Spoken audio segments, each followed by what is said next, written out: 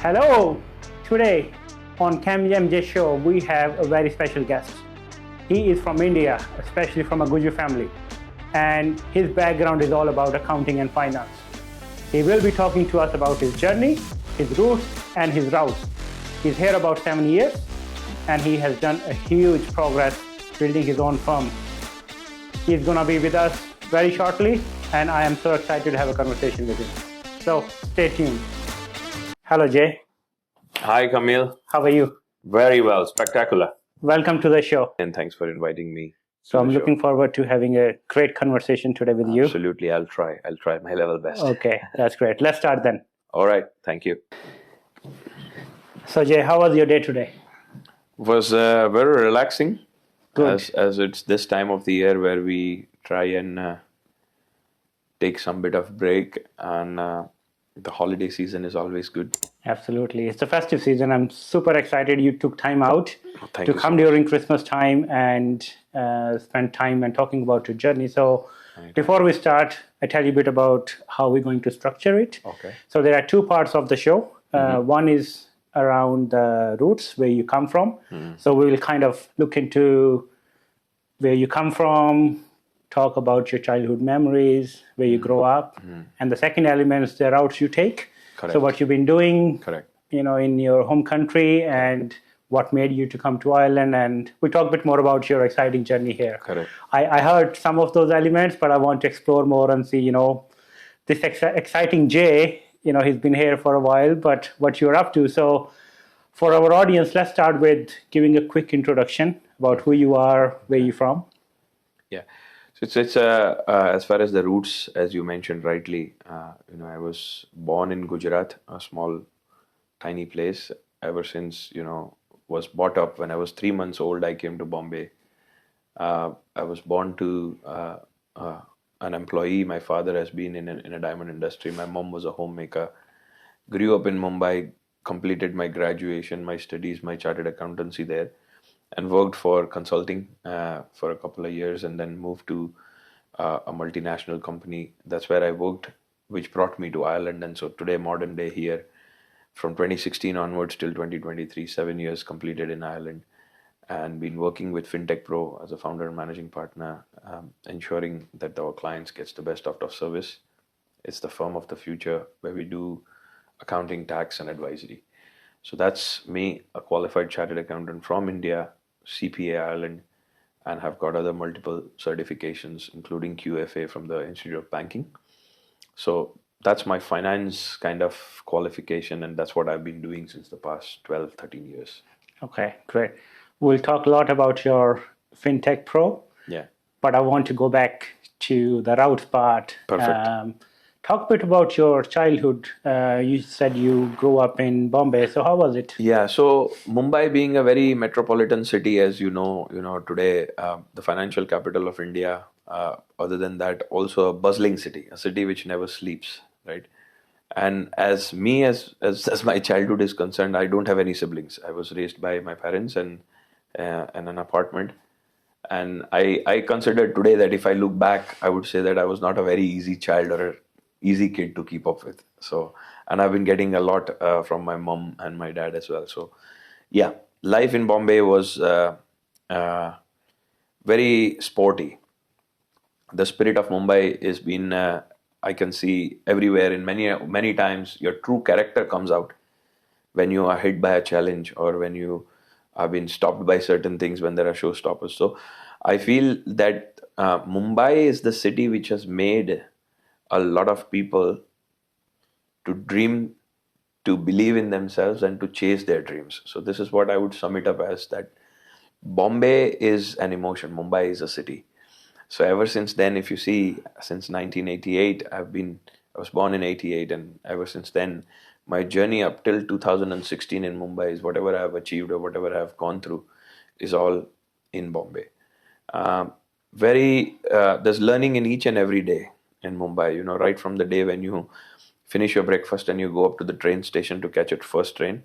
You see 1 billion people, you have to be on your toes. The time is ticking. And it's a busy life. That's what I would say. As compared to Ireland, I would not be able to be successfully going back and settling myself in Bombay very well.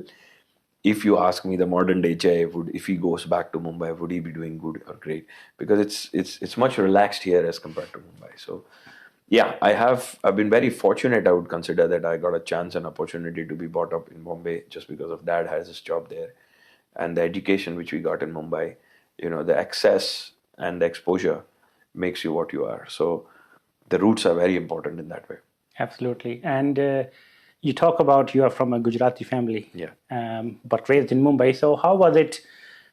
How would you compare a Gujarati family, with the values come from Gujarat but brought up in Mumbai? Yeah. I'm sure you would be holding some of your Gujarati traits with that. Oh, absolutely. Do you want to talk some of those? Yeah, I would say that in Gujarat, we or the way of life, or how different or how similar it is. If you ask me, I would say that you think before you speak. You know the outcome before you enter into a trade. Before entering some place, you want to find where the exit is. So these kind of few things is what inherently which is there within a Gujarati. And how Gujaratis do business or how they live their life, if you ask me about it, there are a few things which makes us a little bit different from others. Is that our continuous focus, simplicity is always there in a Gujarati family, no matter where you are you in Gujarat or you have come out of Gujarat and you have been abroad. We believe in taking humble steps. And it was a very mediocre family where I was up over there in a lower middle class or up to an upper middle class family is what I have seen my journey up till my 30s. So it was very sound upbringing. And especially, we can see and spot the difference between how other cultures or people from different other parts of India who are settled in Bombay, how they live and how we live. It's typically our values and our approach to anything is also been influenced by our satsang, which is basically we call it as that as a religious Gujarati family. How there are certain codes of the family. Okay, you have to get up early in the morning, have a shower proper, go pray. Before that, you're not allowed to come into the kitchen and eat or something. So it was that kind of the mahal, I would say, or that kind of an environment or surrounding in which I got brought up. So the difference, yes, I do spot the difference. But today, if I see that difference was for good, that it is not very easy or relaxed or it's grand, that, you can do whatever you want. The upbringing was where the parents had a major say in whatever you do. And that has been the points, if you look back, that has been very crucial in the success of any person, per se. Yeah, so some very good foundation. Some very good foundation. Very good Absolutely. foundation. Yeah. I was born to parents which both of them have some or the other great skill sets. My mother was much more bold in her decision making, the way she wanted to be, the way she looked at things in life. Again, a character in herself. She was very joyous and humorous person. So her personality traits are also been seen in me, is what some people say. My wife says that a lot. Sometimes you come across like your mother, how she used to. So not that they didn't get along very well. They got along very well, luckily. And they stayed for about 1.5 years before we came over here after we married.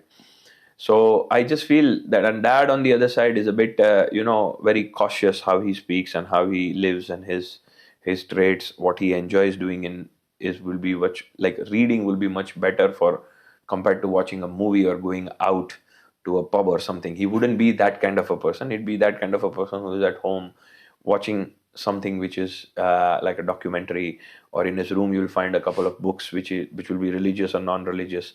Of course, no fiction. Self-improvement, all these kind of things would be my father. Cooking, the seeing different kind of recipes and trying his hand on new things. So all these things, if you see me today, I feel that I've been very lucky also, that one of the part is you're an extension of your parents' DNA, as we say, as you are or as I am. So I feel that I was very lucky to be with them and them raising me as their child. Great. Very nice. Good to hear about, the upbringing and also the values you carry from your parents, which is absolutely important, especially in this world. I know Gujaratis are very famous as business people, money-minded people. Yeah. Why is that? Well, I wouldn't say so. Money and Gujus, we go. There's some amount of correlation, yes. We wouldn't say that we are extremely money minded. If you see this, a good amount of charity and a good amount of work is also been done by them. Money gives access to a lot of things. I've been a rich man and you have been a poor man. Okay, what would you choose? If you are a rich man and if you have been a poor man once upon a time, you would definitely say that the rich have their own degree and set of problems, and the poor have their own set of problems. Problems are everywhere. But what is good about it is that I would like to have a problem that where to park a yacht in Dunleary or in Malahide would be a nicer problem to have rather than what am I going to eat tomorrow. Yeah. So I would say that, I'll be very honest with you, and this is the kind of frank reality of the world. But Gujus have always been, or Gujaratis, as how we do business, we are very different in terms of dealing, is that, profit is something which will be a byproduct of whatever you do, is what we believe. The root is the passion. And somebody who is struggling to meet ends, he would find a product and he would see that if there is a product and if there is a demand, why don't we match this and try to make profit out of it? The first line of thought or a light in darkness in a Gujarati's mind when he sees anything, or especially I'm talking about myself, as I hold true to my values and I say that yes, there is a good bit of Gujarati in me, which also many others see, which also many people have spoken to me, is that what you like and what you give is not important. What you like, what the market wants, and what you are able to deliver it. And if all the three factors are matched, a good business is born. So when a child is born, there are certain factors to happen. There's a process of ovulation, there's things how it happens. A child is born, the business is born when these three things meet. What you like, what the market wants, and what you are able to deliver within the conditions of either time, quality, and service, whether it's a product. So within the short span of time, within the least possible price and the cost, if you are able to give a very good quality product, that is what you are able to deliver. What the market wants. Is there a demand? You are selling probably ice in winter. You are selling firecrackers where, in Ireland where they say that it's illegal. You can't buy crackers. You want to go up to the north and to buy it during Diwali or something. So stipulations, if there are restrictions in the market, if you are not able to give, if there's no demand in the market, then you won't be able to justify what you're doing. And what you like. If I don't like to sell fan or air conditions, I would not want to be in that trade. I like to consult companies and make them and ensure that I'm not the king, but I'm a king maker. So if I like that, I'd be able to deliver it more. So this is my way of summing it up, that the Gujus have cracked it. The need-based businesses were the ones which we focused since the primary times. So ever since the trade began, if you see the map of Gujarat also, we face towards the west. We have a bigger, stronger coastline. And that's how the trade started happening with Africa. And a lot of people from our own community have traveled to Africa, big businesses, Nairobi, Kenya, Uganda, Tanzania, Mombasa. All these places, you find the last name Patel, and also a lot of Punjabis have done that prior to then coming to the UK and the US, and that's how things have flourished. So this is what I know about some bit of Gujarati thing. There might be many things others, and I'll leave that you to explore, but yes. No, I think this is probably, I would say, a quick one-on-one to entrepreneurs who are listening to our show. Yes.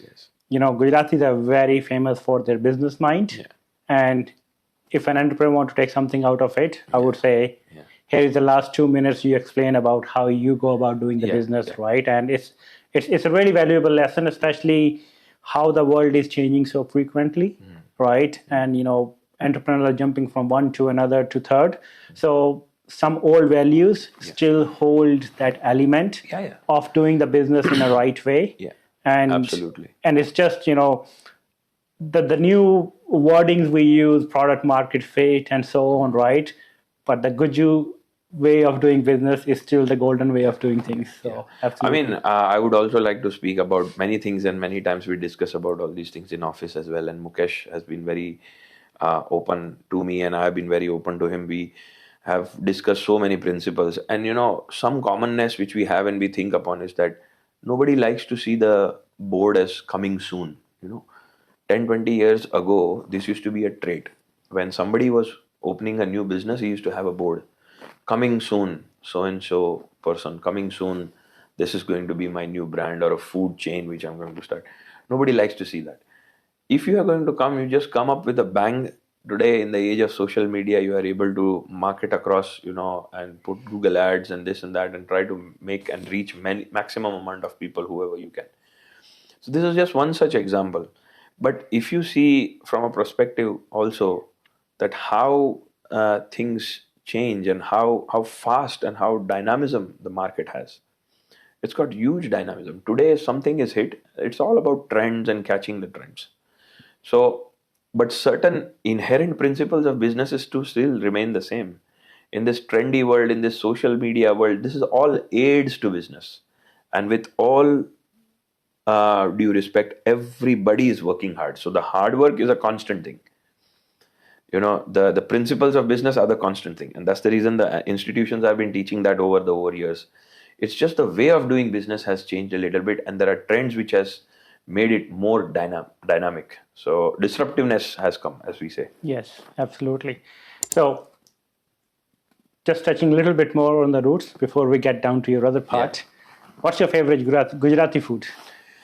Well, if you ask, Gujaratis are very good foodie people as well. So there's no one such kind of a favorite. But yeah, there are different types of fritters, we call it, or bhajiyas as we call. There is, in sweet, I would like to have a shira, which my mom used to make. My wife also does it the very same way. And, there are a few other things which is, and in Gujarat also, there is a specific region which is called as Kathiawad, which is the southernmost part of Gujarat, where you have Sorat, which is Somnath, is one of the very, very famous temple near the coastline on the bottom part of Gujarat. So this Saurashtra is basically also called as Kathiawad. Other name is Saurashtra. And it has its own peculiar dishes. And that would be more kind of the Kathiawadi cuisine, which I am a very fan of. Okay. We use millet in our diet more. And we have vegetables which are homegrown. And coming from a farmer's family, you have this attachment to the soil and the soil, what it produces. So, chilies, you make different kind of vegetables out of it. You have curries, and then you have millet breads, which you have it. And that would be very much, and with a glass of buttermilk with some masala, would be something which is a very traditional, profound Gujarati Patel recipe, Yeah. And that would be one of my, if you ask me about Gujarati food, we always go to the dhabas, which are small, these picky restaurant joints on the highways to have meals. A dinner there would be like 10 times more satisfaction than in a 5-star multinational or an award-winning Michelin star restaurant. So I completely agree on the dhaba part. Yeah, dhaba part. And even on Delhi Punjab highway, you find so many of those. Yeah, Punjab is a big culture of and that. And people literally from Delhi drive out to those dhabas and eat and come back. And I think they are holding this authenticity of the Indian food a lot, and in the different parts of the India as well. So they are a huge element of getting the right flavors out of it. So absolutely. Great. So I think we talk a lot about the food. Yeah. So let's come back to the routes part. Yeah. What made you to come to Ireland? So when I worked for Jabil, my previous employer, I used to do a lot of travel to do internal audits, and apparently Jabil was in a part of acquisition, and they acquired a company called as Nipro, which is a pharmaceutical company. And when Nipro got acquired, they would want us to come regularly visit here and do audits. And they were building a European team. And I saw that as an opportunity. I had been to Ireland in 2014 once for a project. In 2015 as well, I had come in. So I decided that if life gives me an opportunity, I would like to live in Ireland. And, it's a part of EU. It's very close in the proximity of the UK, and the language is common. We speak English. And in India is an official language as well, and over here as well. So language commonness, a lot of other similarities, being an agrarian economy, and the history has been a little bit of similar. So for me to decide to come and live to Ireland, there was no second thought for me, just because I had been here already on projects for brief moments. And the people are really nicer. So when life gave me an opportunity, I just plunged in. So And this is with many others. I've seen that the easiest and the fastest decisions which people make in life, if you simplify the complex, what was complex for me is that, okay, being a single child to my parents, should I go outside of India or should I not? What if happens if I go outside of India and India catches up on progress? I'll be missing out. But what if I went there, and what am I getting? So when on a day you are trying to make a decision, you just see as to what you are getting in this game. So my salary was better as compared to India. I got a better opportunity. I got to learn many new things. I saw it in such a way that I'm working with more international crowd, and I'll be able to work with the Europeans as well as go to the US a few couple times and give a hand out to them. And it was receptiveness purely, that let me try, pack my life into 2 suitcases, get my wife along with me, and move. So in and also in our language we say that जीवन में सफलता જોઈએ. If you want success in life, 3 V's you need to leave. You want to leave those 3 V's. What? Which means your ego. You need to let that ego go away. Vatan means your own country. You need to leave. And you need to also leave Vyasan, which means if you are addicted to something, you need to leave. Addiction cannot be just that, okay, I'm a big alcoholic, or I want to have a cigarette and I'm much into cigarettes or something. Addiction could be your own friends and or your own family. And some people say that I can't live without my parents. So what's that feeling to live without them? So if you leave these 3 V's, what, Vatan and Vyasan, which means you leave your ego, your own country, your own fellow land, and your own addictions, there's a fair degree of chance that you will succeed. Okay, so that was the thinking which I had that brought me to Ireland. The opportunity matched my decision making, and my parents allowed me. Well, as an Indian person, your family revolves around your parents. You want to take their opinion as to how would they feel. I don't want to leave my parents back home, in misery and just thinking that, oh, he left us and he went. But luckily my parents were very receptive to this approach and this decision, and that's when I came to Ireland in 2016. And if you're supposed to ask me another question about how Fintech Pro started, and which I'm very eager to share, so I would say that for a couple of years I did work for the same multinational who brought me here. As it is, I was on stamp 1, which is critical skills. And after I was being tied down to my employer, for 2 years, and then once I got a stamp 4, I started to venture out, and I was always thinking that I want to do something where I have a better control over myself and where the sky is the limit. So Ireland being a very small market, I got mixed kind of inputs from people that it's a very small economy. Who's going to give you clients? How are you going to start a practice, and how will you be able to sustain? But yeah, it's 3.5 years. I mean, me and Mukesh, we are working alongside each other as partners, and he does the sales, I do the sales. He does fully operations. There are other aspects of management which I take care of. So it's a very good close synergy, and in which from 3 clients to 30 and from 30 to 300, we are able to cater today more than 300 companies we have worked at a given point in time. So some of them have moved into full-time jobs during the recession, or during the COVID time and after COVID math. Some were food businesses which closed down.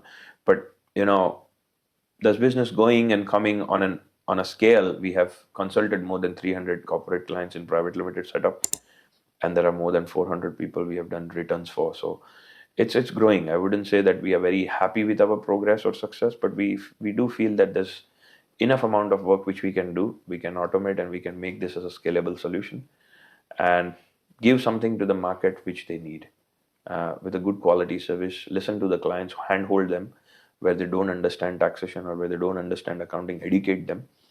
So when you try to give 10x of what you are receiving, I'm receiving, let's say, €100 from a client for a fee for a consultation. I want to make sure that I don't watch the time, I don't watch the clock, and I try to give him and satisfy him completely with all his questions which he comes to us. So that's been our kind of journey, how I came to Ireland and what I've been doing now.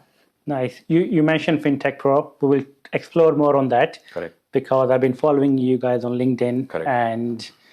But before that, I want to talk a bit about Mukesh. He's your partner in crime, I call it, right? Yeah. How did you meet Mukesh here? So Mukesh Bhai was over here since last 20 years plus. So he has been here a long time. He is an ACCA qualified accountant certified and chartered accountant. So he was working in IBM, and we had met. We have a small group over here, right? So we gather over on the Sunday, which is the BAPS sect of fellowship which we follow, and that's where Mukesh bhai used to come as well, and we got introduced to each other. It's a coincidence that we have our same as last names Patels, but Mukesh is predominantly from Gujarat, and he has completed his studying and everything over there in Gujarat. Before that, when he came here, he did his master's years. He has worked extensively in IBM in IT area as well. So that's how we met over here, because the community, and especially the Gujaratis, we are very small in terms of our numbers as compared to the Punjabi or the Mallu community, you see. Within India, also we have all these different people coming from different diaspora. So as and when we had chances to meet on the occasion, there's also the gatherings and get-togethers of Gujarati Samaj, which we have our own. And Mukesh bhai used to be very actively involved in those things as well. So we met, and suddenly I just said that, okay, this is what my plan is and this is what we want to do. He said that, okay, this is what something which I am interested in as well, and we have thought it many years ago that we would want to do it. And I said, let's come on together and let's do it. Nice. So like-minded people can find each other. Yeah. But most likely, I would say a Patel can find another Patel. Another Patel, yeah. Yeah, you can take a Guju out of India, but you can't take India out of a Guju. Yeah, absolutely. So that's something which we see. The commonness strikes. I mean, it's very natural. The energy is in such a way that competitive teams don't last, but the team has to be complementing, not competitive. Yes. So if our skill sets are complementing each other, there are a few things which he can do it much better than me, and there are a few things which I can do much better than him. If you tell a monkey to climb a tree, he'll do it very fast. But if you tell probably a fish to climb a tree, he can't. So we have our own traits, and we are good in our own areas. So let's put it this way: he's a person on land, I'm the person in sea. Yeah. So you have a tiger on one side and you have a shark on the other side. They have their own strengths differently, but that way, if you see, the prey on the land is also under a risk, and in the water there is a shark as well. So you are for a big territory conquering. Yeah, we are a big territory. Yeah. We always do say that. Yeah. I start up about 9:30, 10ish in the morning, but I have a capacity to be there at till 7, 8 or something. Yeah. Sometimes also even after that, also after dinner as well, I'm sitting with my laptop or answering emails. So and he has a tendency to come early in the morning. So we have this kind of a way of life, both in a different segment and zone of life as well, family-wise and everything. So we complement each other, and that's how Fintech Pro is being strived by two bulls who are trying to do the farming in the much effective and efficient way. That's nice. Very good. So I met Mukesh bhai once. Yeah. So, as you mentioned, he has his own 20-year plus journey in Ireland. So I think it has to be another podcast. Oh yes, you need a full episode on him. Absolutely, exactly. He deserves that. So we go back and talk about the Fintech Pro. Yeah. You started with Mukesh that's about 3 years ago. Yeah. So 3.5 years ago, yeah. Tell us a bit about how you think Fintech Pro is different than other accounting and financial services in Ireland. So as far as the differentiation is concerned, we are very much different in terms of how we provide our services. Okay. So the first and foremost is that we are a full stack pack service. So you can't hire Fintech Pro for just doing one thing like payroll or something. We have opened up a little bit after 3 years, and we are trying to give specialized service if somebody is asking for. But on a normal day, our clients would come to us and then they would leave the whole hassle of accounting, tax and payroll and everything on us. So it's a package service. You're getting charged per month via direct debit, and the contract is for a year. And for one fiscal year, we be your accountants on retainership basis. We do all your returns. We do everything, and everything is paperless with the help of cloud softwares which we have. So the cloud-based accounting is one arm of Fintech Pro, which we use as the licensed software helps us interact with our clients. And our clients are able to upload and provide us the information on those softwares. We have a outsourced accounting team back in India. The team does all the processing of this, and a proper set of accounts are being done. And we have a tax team, wherein the tax team is on the operations side trying to do all the VAT returns. They do all the B1 returns, your CT returns, and all those compliance is being taken care of by the tax team. And on a year end, we also are very much proactive about having meetings with our clients, those who wish to understand as to how to better plan their taxes or how to pay exactly that amount of taxes. They're not making sure they're not overpaying. We are not saying that will make you underpay, but we ensure that you don't overpay. We try to take all the credits. There is a myth sometimes in the mind that, okay, we want to go to a smart accountant, he is going to make me pay less tax. There's no accountant in the world who can make you pay less tax. If he makes you do that, he's not a magician, he's not an accountant, he's a tax evader. He's trying to make you evade taxes. So you need to be wary about and be clean in your books. If you're doing everything clean, ensure that you don't mess around with the revenue. So we want to make sure that, okay, all what credits which my client is entitled to, he gets it, and he exactly does not overpay taxes, and you tax plan it, not tax evade it. So we have tax, we have accounting, the cloud-based accounting, but we said it's 100% paperless practice. And the third part is advisory. We do see that a lot of people, our clients are from ethnic community. They are expats who have left their own land and are living here today, a very decent and a sizable life, where they would want some or the other kind of advisory as to what to do, how to bring money to in Ireland, how to ensure that, what are the rules in terms of taxation, of inheritance, how to ensure that our capital, which we have invested in land and buildings, or probably houses or commercial or residential, how to get exemptions in terms of ensuring that we don't pay capital gains tax hugely. So all these kind of things is a part of advisory. Some people need startup advisory as well. So the advisory function is the third one. So predominantly we are across three these service lines, and we are one of the award-winning firms today in the country. We feel that sense of pride that we have given something to the society in such a way that we were being nominated for the best online practice of the year by Irish Accountancy Awards for 2023. We have been nominated for the same award in 2022. Unfortunately, we did not win, but in 2023 we were bagged that award, and it was really a delight. And the congratulations kept flowing through the weeks, and we felt that yes, we have done something, and we got recognized, and we feel and we got inspired that we want to do much more in order to ensure that this firm goes further beyond what it is than two partners to many other partners, and we want more employees, and we would be able to establish ourselves as one of the reputable firms today in across Greater Dublin area or in Ireland. That's very, very great. So congratulations for the award last year. Thank you. And best wishes for more awards coming down Thank the you line. very much. Thanks. So with the awards and the journey you described with Fintech Pro, where you think the Fintech Pro is going, where you and Mukesh want to bring it to? Well, at this point in time, what we feel is that, from a startup, the first step is to be an organization. So I've always been thinking that, the first 1,000 days, I have to ensure that I might not be able to save anything for myself, and I will still be able to input it. There'll be a lot of capital which I need to put in, or I need to expend and reinvest a lot of my money into the business. So for the first 3 years, you are trying to see it in that way, which is what we have done.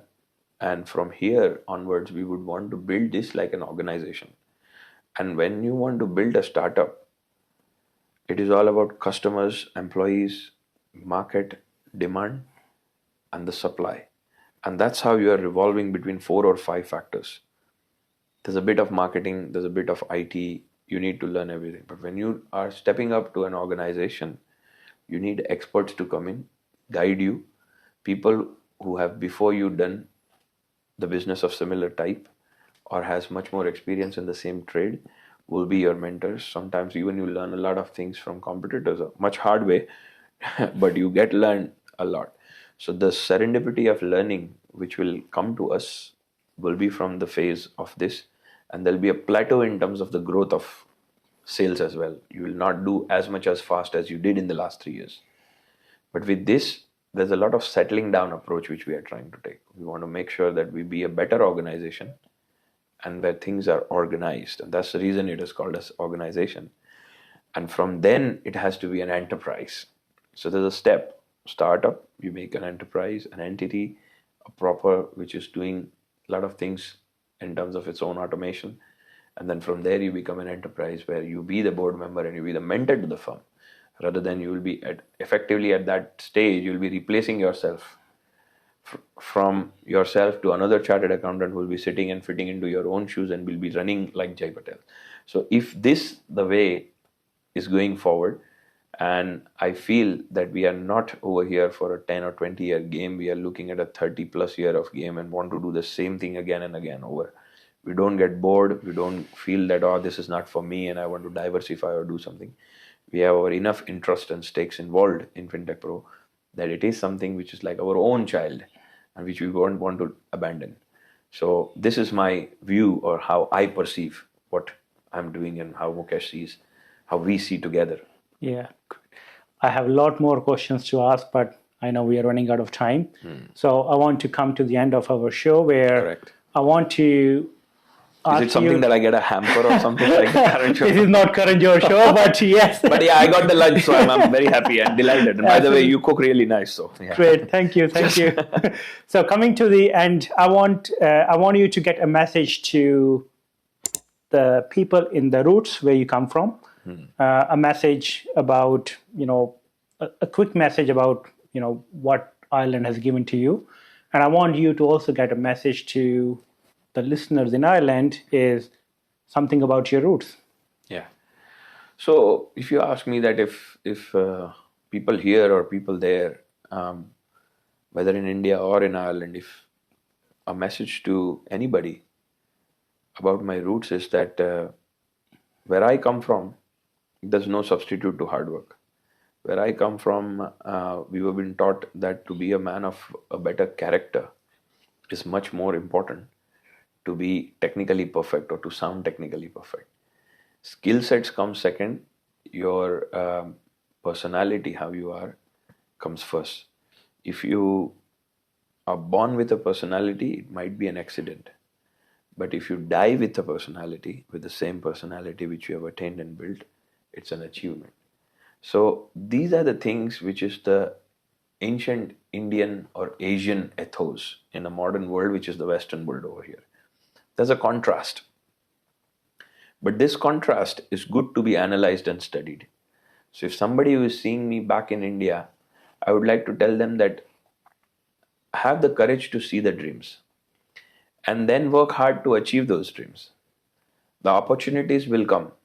Even if you feel that the doors and windows are closed around you, there'll be some amount of persuasion which you will do to yourself and you'll try to come out of it, you'll attain and you will get that opportunity.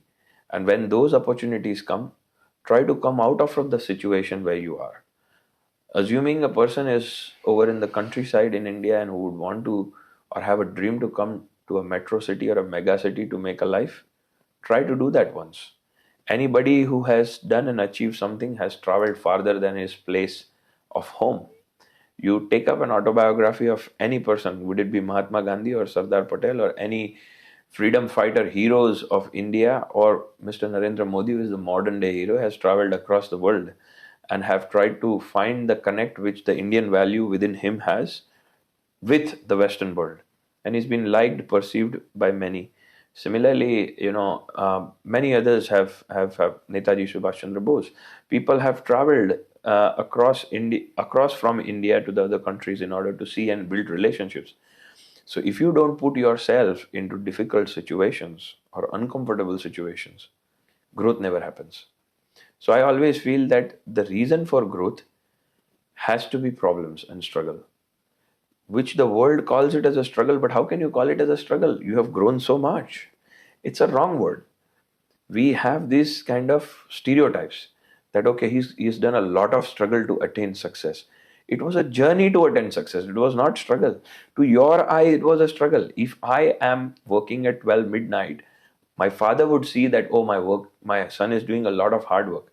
But I actually enjoy doing that hard work. So how can that be a struggle for me? So it is just a perception. The number of hours which you put into the things which you are really passionate about is called as way of living or a journey towards magnificence.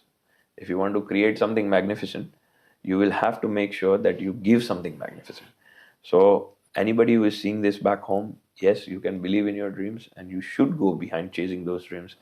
If you see that the passion is still in you, if you see there's a demand in the market, and if you see you can deliver it in a cost-effective manner, the business is out there for you. Just do the 3 tick box. Finance, things will fall in place. You will make a way. That jugaad will happen. Essentially, the jugaad term, the Desi Indian jugaad term, is very strong in today's world. You see any businesses around the world which have been owned and operated by Indian businesses, being Indian people, we know jugaad means basically to give justice to a particular product, service, or a situation by having very limited amount of resources, but still ensuring that you deliver it in a much more excellent manner. So that's what is something which we have, and we should not discount it for. So if you have that, one day there'll be success for sure. On the other side over here in Ireland, if people they are listening to this, the roots where we come from, we believe in giving the light to others. You know, Indians have, I wouldn't say, particularly today, Dublin represents a lot of international community. And with the likes of whatever has been going around recently, you know, sometimes I feel that if so many foreigners would have come to my country and would be living so metalliciously and living a very sizable amount of life, there'll be one corner in my heart I would feel that whatever I done so wrong, that people are attracted to my nation, they are coming over here, but they are living over here and they're doing really big things than me. Yes, I would feel that for a second, but I would also feel pride in myself that my land has pulled so many different resources from different places, that there is something over here magical that people from all across the world would want to come and live here. So that's a sense of pride which the Irish should take in terms of nurturing other nationalities like me or us. You know, what we see is that Ireland is a beautiful nest where people are beautiful birds which have come from different parts of the world and for a moment are over here in this stage where all the colorful birds are chirping to make the sound of the nation. So this analogy makes me think that it is for Ireland and for the Irish that they have looked after us in this country, that we are able to come over here and do business or to succeed in life or to do a job which does justice, and we are happy about it. So we have attained so much in Ireland that whatever we have attained is to this land, you know. So we show that gratitude, and it's a kind of thanksgiving for me when you ask me that for what you want to speak about Ireland. Oh yes, Ireland has been in the middle of my journey ever since after Bombay, the second place which I have lived and might be for a longer period or a longer span of my life I'll be living in this country. So this is home now, and we should try to make the country better each day, like how we did it back home. The same amount of patriotism which I have for India is what I see and I reflect in Ireland as well. And if that feeling is when you go to the States, to New York for a holiday or to Dubai, and when you come back to Dublin International, however small it is as compared to the flashy airports of the world, I still feel that this is home now. So that feeling has made me realize that Ireland is home. And for anything, I feel that if it is good for Ireland, it is good for me. So my interests are aligned to this state. And when your interests, just imagine every nationality who is living over here, if their interests are aligned to the state's interest, the country can progress. It will effectively be the similar kind of North American vibe where people from different nationality are trying to make America great again, like how the Donald Trump says. Yes. So the same way, you know, if everybody is coming over here and are trying to contribute, try to save each day, you know, give their best to this economy. Today, as we've been doing businesses, yourself, myself, however we are not drawing a salary, but still we are not on social system as a burden. So we are contributing daily, and there's some amount of contribution which we have in the GDP of this country. And this is a great seva or kind of a service to any nation where you are. Yeah. So that would what I say. So build and have your purpose of life on another level. Just don't see that I want to have a nicer car or a beautiful house.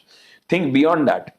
Yeah. That if you are able to generate employment in a country where there are local Irish people working with you, build an international firm which has great amount of diversity, great amount of ratio between men and women, give opportunities, be an equal opportunity employer. And this is also a way to contribute. It's not always that you have to have a charitable foundation in order to do some or the other charity. This is great seva and great service to mankind and humanity. Bring skill sets, reflect your skill sets in your team, and also see them as your mirror. That if they try to show you sometimes that, okay, boss, this is not correct, or this is not the way you should be doing it, or as a leader, this is how you should be doing it, then you learn from them. So I would put it that way, that there's a lot of learning wherever you go, whether you're back home, you want to come out of that place, whether you're here, we learn from each other, and life is a beautiful place to evolve and be the next level of what you are. Jay, thanks for sharing all the life lessons. Thank and you. also being so open about your feelings, right? Yeah. It is not easy to reflect how you feel, and thank you for putting it so beautifully. Yeah. I mean, it was always, I feel that, if you can express something which is within in a purest form of manner, it's a great gift of God. So I always felt that I was privileged that whenever I feel something, I take a pause and I try to find analogy as to how can I express this. And so far it has been touched many.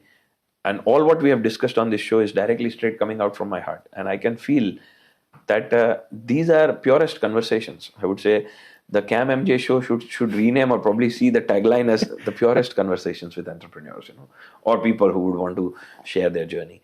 But I would say that then and then only there's been meaning or purpose out of it.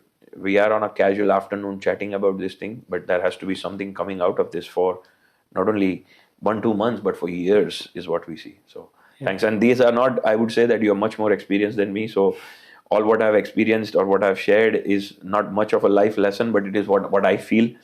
And if somebody can take a benefit out of it, or myself as well, I would be considering myself fortunate. No, absolutely. Great to have you on the show. Anytime. And Thank absolute you. pleasure having this conversation. Thank you. Thank you, Jay. Thanks very much. Thank you.